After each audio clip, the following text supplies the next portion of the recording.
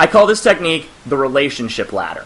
I actually made a very short video of me demonstrating this technique with one of my female friends, Jade. Take a look at it right now. So relationship ladders are interesting because they work on the psychological principle of commitment and consistency, which is basically that once someone has committed to something, psychologically they're going to be more likely to do it. So what we want to do is we want to get the woman to become a part of her own seduction by getting her to passively agree to increasingly intimate levels of relationships. So, for example, if I'm talking to Jade in the first 5 or 10 minutes, and we both find out that we both love food, I might say something like, you know what, we are totally going to be like new food buddies, because I love trying different restaurants in different parts of town, all over. Once a week, me and my friends always go and try a new place in a different part of town, and you could totally fit in with that. We're totally food buddies from now on, right? And again, something that she can commit to. You don't have to make exact plans, you don't have to set up a date, you don't have to get a phone number, but it's the idea that you're getting her committed to the fact that you guys will see each other again after this initial interaction. If you want to be a little more on the safe side or a little more playful and you're still trying to build attraction, you can make the first commitment to friendship really ridiculous. You can say something like, you know what, you're obviously crazy, I've seen your online videos, and I can tell that me and you are going to be crazy new friends. You know what we're going to do? We're going to buy togas and move to Greece and sell hot dogs on the beach. Deal? Deal. All right.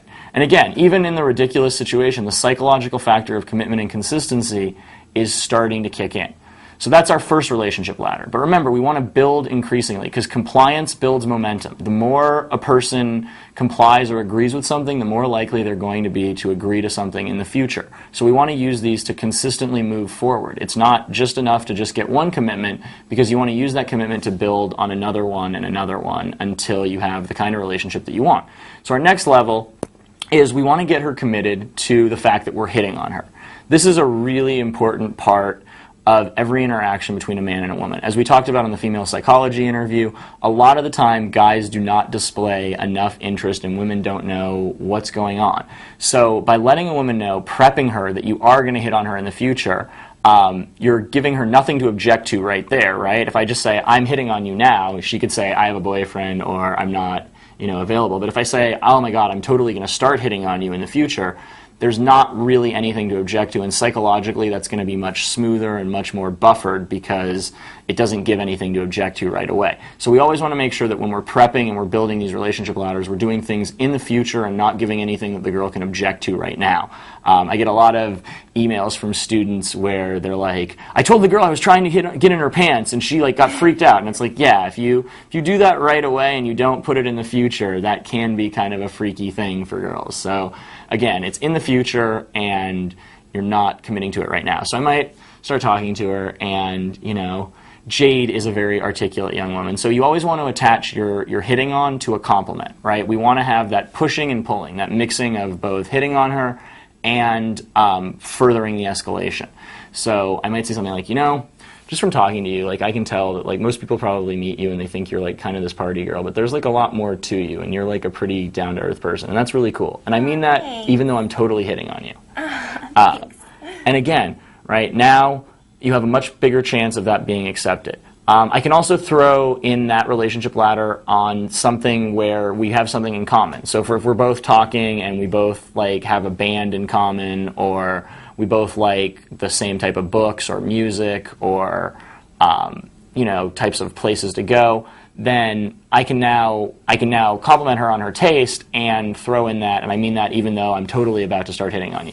You can also use it depending on the situation. So for example, if I'm talking to a girl in the supermarket, and I don't have that much time, I could say something like, oh my God, I will totally hit on you in a supermarket, so you have to stop flirting with me.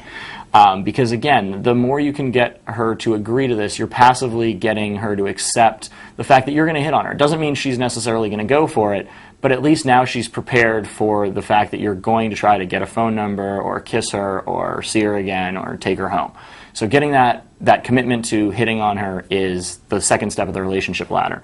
Then further on down the road, again, now this next step in the relationship ladder might happen on a date. It might happen, if you change venues the night you guys meet, It might happen if you're back at your place, but now we want to get her committed to the fact that not only are we hitting on her, but we're interested in a sexual relationship, right? And so we're going to break out my favorite line in the world, which is that I'm trying to get in your pants, or shorts in your case.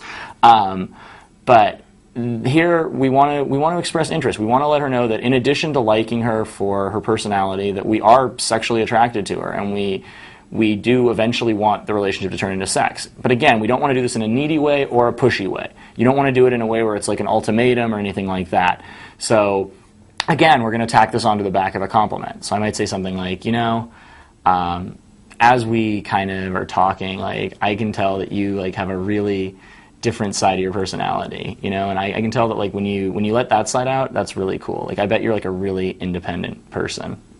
And I mean that, like, that's really awesome. Like, I like people like that, and I mean that even though I'm totally trying to get in your pants. And again, with this one, because it's a large sexual kind of statement of intent, we want to be aware of the release, right? Like there, she laughed and giggled, and for the most part, girls are going to say, yeah, well, at least you're honest. Because girls know that you're trying to get in their pants. It's not really that big of a secret. I don't think there's any decoding secrets going on here. But you want to have a release, and a release is just a non sequitur tease. So I might say something like, like, just talking to you, like, you have a lot of plans, and you're, like, a very independent person. I really respect that, because, like, I think it's important to be goal-oriented and have your own idea for what you want in your life. And I mean that even though I'm totally trying to get in your pants. God, too bad you're such a dork, right? And again, that non-sequitur tease exists just to pop the tension that I'm telling her I'm kind of trying to get in her pants. That's kind of a big kind of salami or meatball to have hanging out there. So you want to be able to pull back from it so that it doesn't end the interaction with her thinking, okay, this guy's just trying to get in my pants.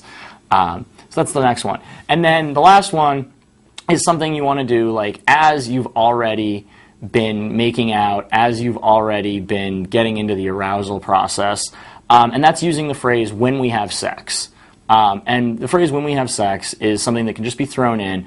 And again, it's not something you need to focus on. You're not going to get a crazy reaction. Like, it's not going to all of a sudden make the girl pull her panties off.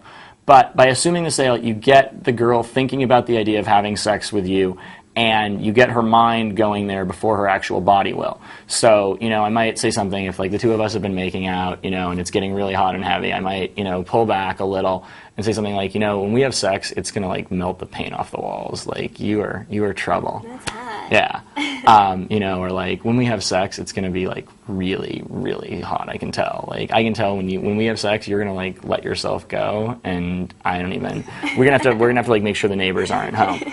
But again, this assuming it, getting comfortable with the idea that you're not trying to force her to have sex with you right now, but you're getting comfortable with the idea that that is something on the horizon down the road. And by building those relationship ladders, you'll find your escalations take a lot more smoothly because the girl has already been exposed to the idea of being your friend, or you hitting on her, or trying to get in her pants, or the idea of you guys getting sexual.